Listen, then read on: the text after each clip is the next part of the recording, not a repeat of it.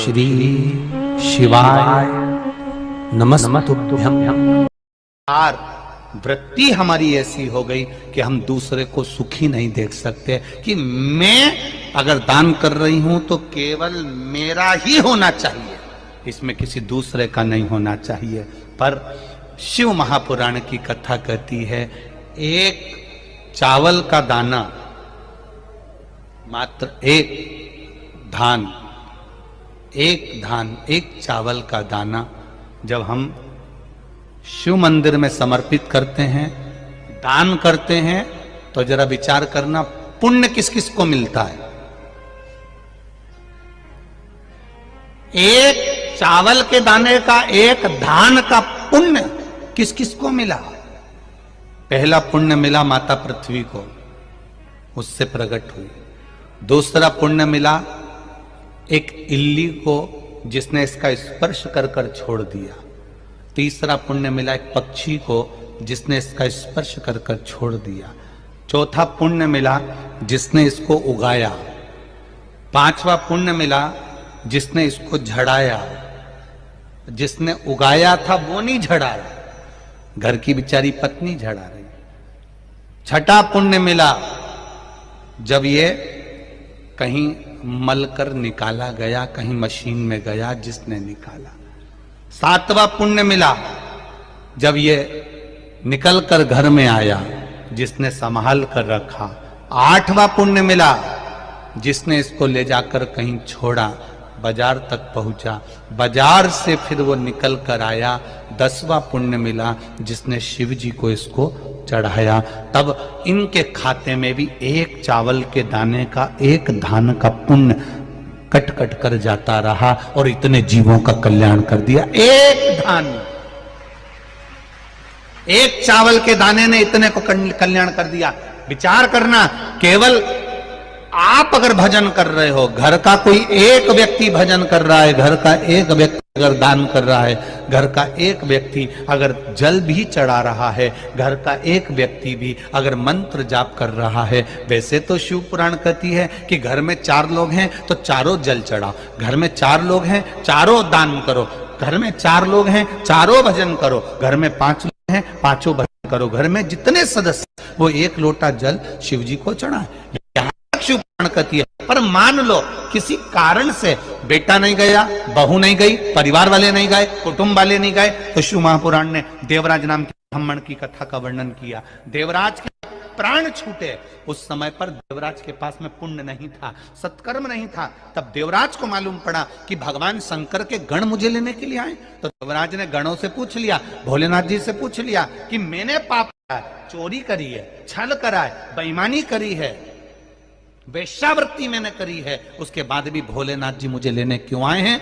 अब भगवान शंकर ने कहा, तेरी बूढ़ी माँ रोज प्रतिदिन शिव मंदिर में जाकर 1 लोटा जल चढ़ाती थी, उसका पुण्य तेरे साथ में आ गया, इसलिए तुझे कैलाश धाम मिल गया। 1 लोटा जल देवराज नाम के ब्राह्मण की माता ने चढ़ाया था, वो 1 लोटा जल काम आया है देवराज के। देवराज करा, मेरे जैसे पापी को आपने तार दिया। क्यों तार दिया? मैंने तो छल करा, बेईमानी करी, कपट करा, नारी को गलत दृष्टि से देखा, धन चुरा कर लाया, कितना कितना धन मैंने चुराया, कितना गलत काम करा, उसके बाद भी भोलेनाथ आपने मुझे तार दिया। शिव जी कहते हैं, देवराज तुझे तारने का कारण केवल एक है कि तेरी माता रोज शिव जी के मंदिर जाती है, ठंड लग रही है, गर्मी पड़ रही है, बारिश पड़ रही है, पांव कप कपा रहे हैं, तो भी बूढ़ी माँ, बुजुर्ग माँ शिव मंदिर तक जा रही है। आप में भी हमने देखा है, छत्तीसगढ़ के हों, चाहे गुजरात के, महाराष्ट्र के, राजस्थान के, चाहे जहां के लोग हैं, जितने भी भक्त शिव महापुराण की कथा सुन रहे हैं, इनका भाव, इनका हृदय, एक बात जरूर हमने देखी है कि ये भी 1 लोटा जल लेकर जाते हैं, चाहे गर्मी पड़े, बारिश पड़े, ठंड पड़े, कुछ भी हो, शिव के द्वार जाना, शंकर की चौखट पर जाना। 1 लोटा जल का कितना महत्व है, जरा विचार करिएगा।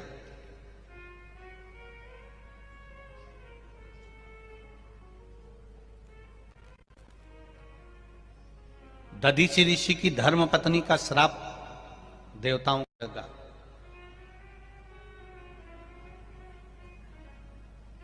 जरा ध्यान देना।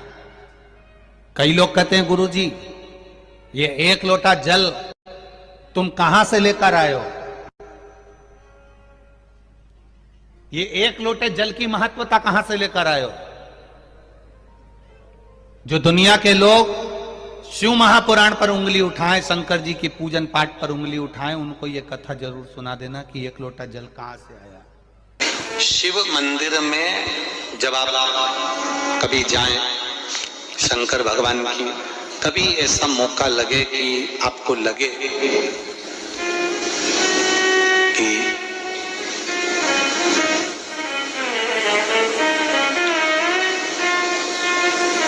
कहीं आपका यश कम हो रहा हो,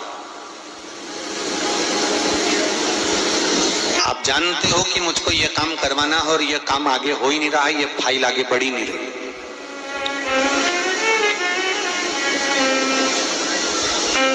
आपको लगे ये फाइल आगे नहीं बढ़ रही, शिव जी पे जो जल चढ़ाओ, उस चढ़े हुए जल को जब आप थोड़ा सा लेकर आते हो, आपको बताया था ना कि खाली लोटा नहीं लाना चाहिए, खाली कलश शंकर जी के मंदिर से वापस नहीं लाना। शंकर भगवान को जल चढ़ाया, चढ़ाने के बाद थोड़ा सा जल हाथ में या कटोरी में या कलश में झेल लिया, भले 2 बूंद लाओ पर अपने घर पर लेकर आओ। उस 2 बूंद जल का भी स्पर्श कलश के अंदर हाथ की 3 उंगलियां लगाकर अगर त्रिशूल पर टच कर कर मात्र आपने उस कलश के अंदर लगा दिया और वो जल भी आपने अपने घर पर छोड़ दिया, छींट दिया या उसका आचमन मात्र हो गया, तो व्यक्ति का यश बढ़ना अपने आप प्रारंभ हो जाता है, उसकी यश की प्राप्ति उसको होने लगती है, उसको यश की वृद्धि होने लगती, उसको यश की प्राप्ति होने लगती। त्रिशूल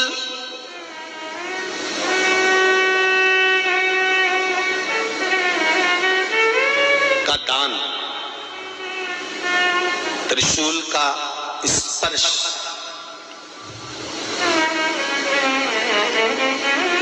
एक बहुत अच्छी बात कहना चाहेंगे, आपके स्मरण में रहना चाहिए, बहुत सुंदर इसमें।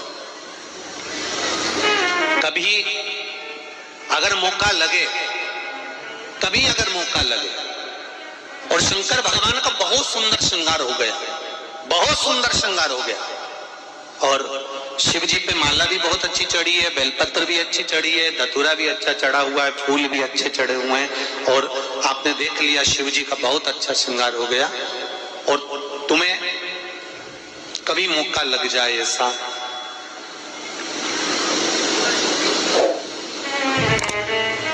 और तुम्हारे पास में एक अच्छी सुंदर सी माला हो पुष्प की, तो आप पुजारी जी को या पंडित जी को कह दो, या पंडित जी वहां नहीं हो, शिव जी का अच्छा श्रृंगार हो गया हो, तो वो माला केवल त्रिशूल की, जो त्रिशूल है उस त्रिशूल पर ही उस माला को अगर आपने केवल टांगी दिया तो भी आप उन्नति की सीढ़ी पर आगे बढ़ना प्रारंभ कर देते हैं। पर किस समय पर? जब भगवान का पूर्ण श्रृंगार हुआ, पूर्ण श्रृंगार शिव जी का हो गया और माला तुम्हारे हाथ में है और तुमने देखा भगवान का श्रृंगार हो गया, अब शिव जी पे अगर माला चढ़ाऊंगा और श्रृंगार गिर जाएगा तो उस माला को आप अपने यश प्राप्ति के लिए, अपने आनंद के लिए, अपनी उन्नति के लिए आप उसको त्रिशूल पर चढ़ा सकते हैं। हम कई बार एक बात बहुत अच्छे से आपको वर्णन किए हैं कि कभी मौका लगे और आप किसी कंपटीशन एग्जाम में बैठ रहे हैं या एक ही जगह पर सर्विस करते करते बहुत समय हो गया और वहां पर उन्नति नहीं हो रही है, आपका प्रमोशन नहीं हो रहा, तब 7 बेलपत्र केवल त्रिशूल का 3, जो त्रिशूल में 3 नोक होती है, पहले साइड की दोनों स्पर्श, फिर बीच का स्पर्श कर कर अपने हृदय की कामना कर कर अशोक सुंदरी वाली जगह पर मात्र चढ़ा देने पर भी व्यक्ति जिस जगह पर नौकरी कर रहा होता है उससे उसका प्रमोशन का चांस बढ़ जाता है और उसकी उन्नति की ओर अग्रसर होता है।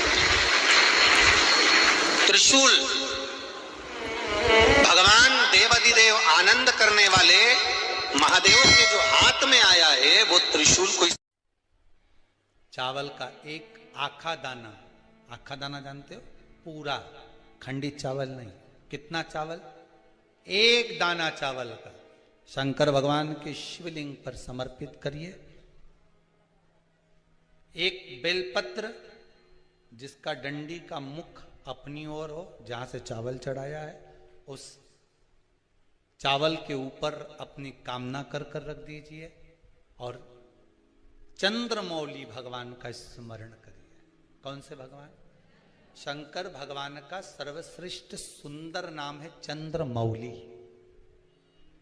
चंद्रमौली भगवान का स्मरण करिए, अपनी कामना कर कर बेलपत्र समर्पित कर कर शिव जी पर एक लोटा पानी, एक जल पात्र समर्पित करो, कलश से जल चढ़ा दीजिए, नैनों में वो जल लगाकर अपनी कामना कर कर वापिस घर को आइए। अगली शरद पूर्णिमा आएगी, जो कामना करी है मेरा चंद्रमौली भोलेनाथ उसे पूर्ण कर ही देगा।